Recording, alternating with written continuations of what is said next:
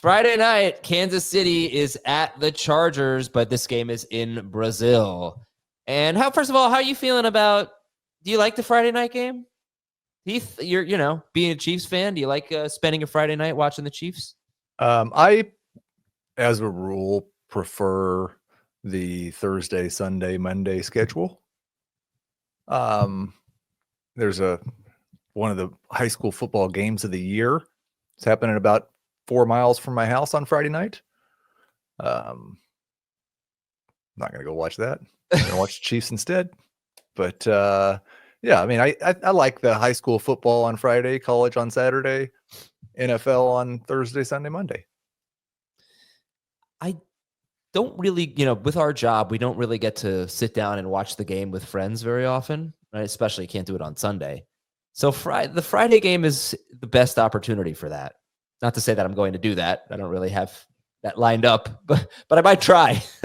Yeah, I generally structure my week. I think everybody knows from how many times they see our face and hear our voices the other days of the week, to where that Friday night, Saturday morning stretch is kind of the time that you say, hey, I've got a family. Yeah, exactly. Remember them? Dave, how are we feeling about this game? Who do we like in Chiefs Chargers? I don't know who we really love in the game. Who do we like? I think all the guys that we drafted. Jogo de semana, sim! Os Chiefs e os Chargers! Futebol no Brasil, sim! Jogo de semana, hey! This was the easiest game of the week call of the year. This is actually not the game of the week. Yeah, even better, because you just wanted to take the opportunity to sing in Portuguese. Yes, exactly. This is the only chance I was going to get. This game, actually, I mentioned this yesterday. When these two teams played last year, neither quarterback scored 17 fantasy points in either game. Neither team scored 20 points. This was fantasy poison. The over-under's 45.5.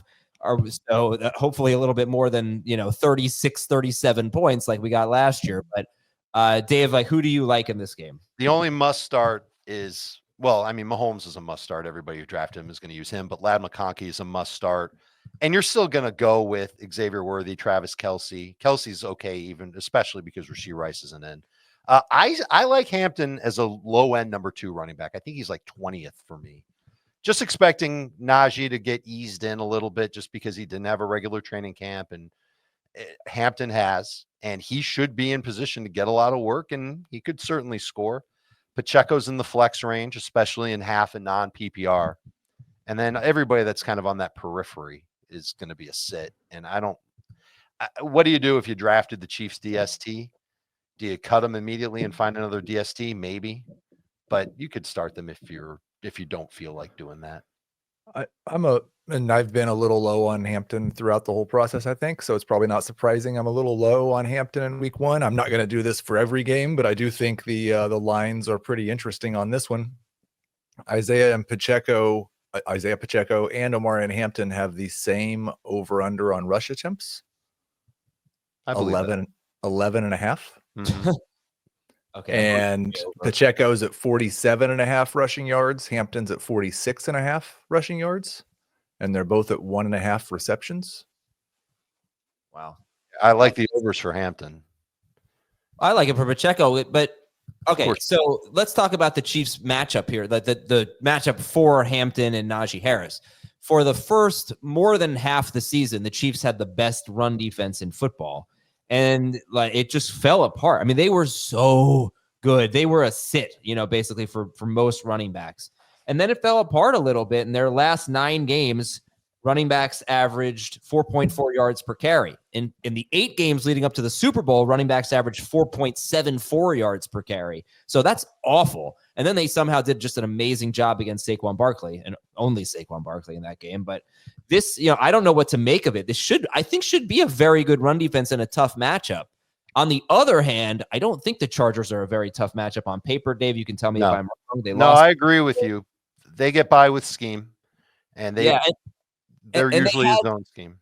Yeah, I'm sorry. They had this defense that looked really good last year, but everybody pointed out they played such an easy schedule. Then they started playing tough teams in the second half of the year, and they got very exposed, except not by the Chiefs, though, because the Chiefs weren't that good of an offense.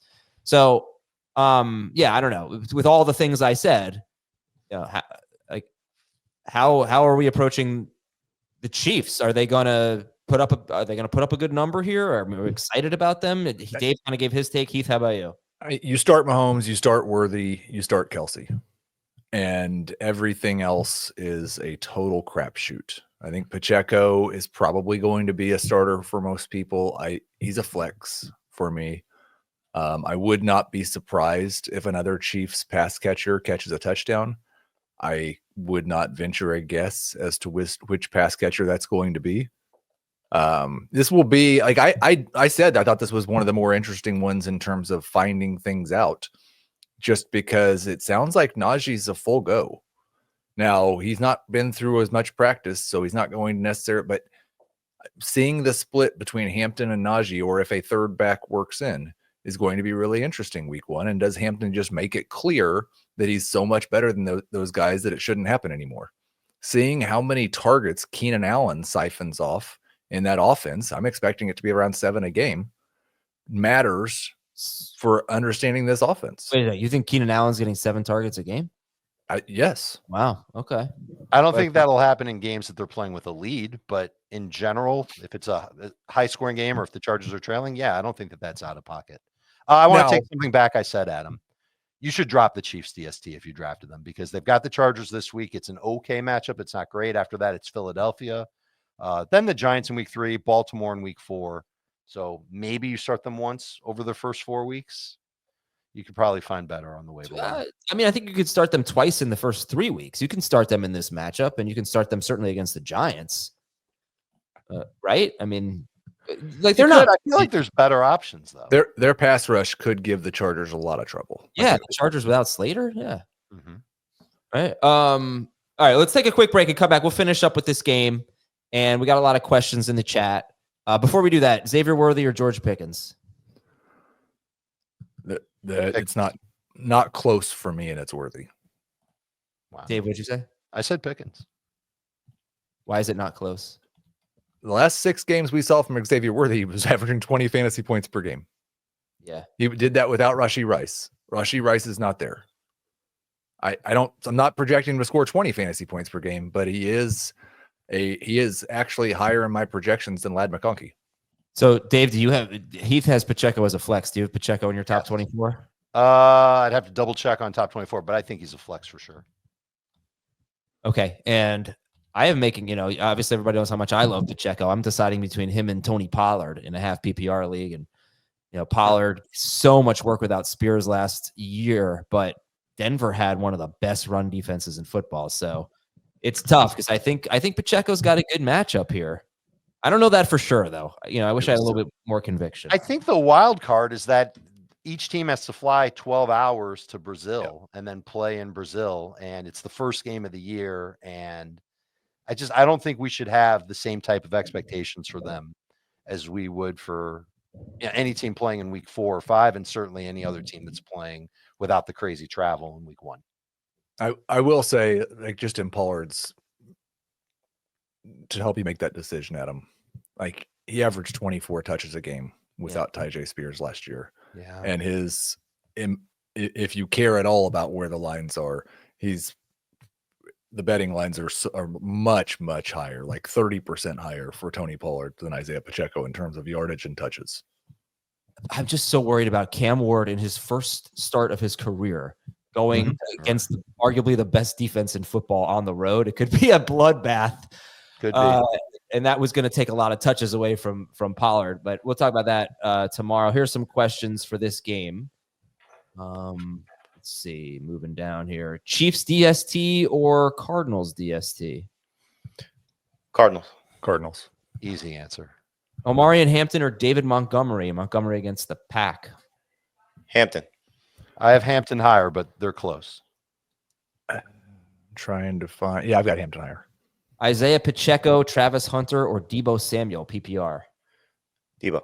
Deebo. I think Deebo. Hampton, Tetaroa McMillan, or Ricky Pearsall. Sit one in PPR.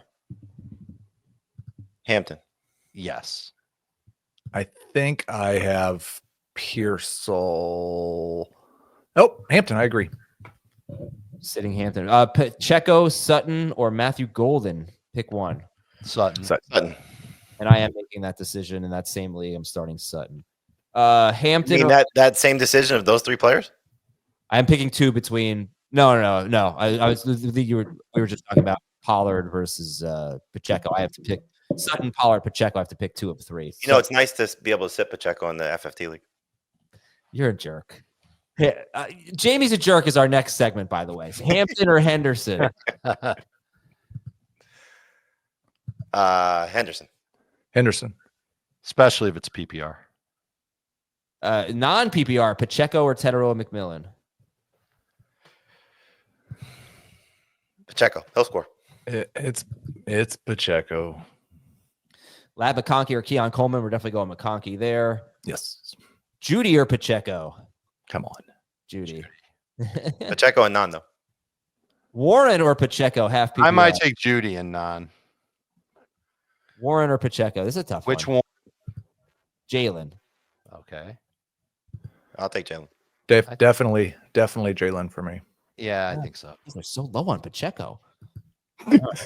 Herbert or Fields? Fields. Yep. It's Fields. Dobbins or Pacheco? We say Pacheco once. Pacheco. Yeah, Pacheco. you found a guy. All right. Yeah, it's Pacheco. Hampton or Cortland Sutton, PPR? Sutton. Sutton. How about that?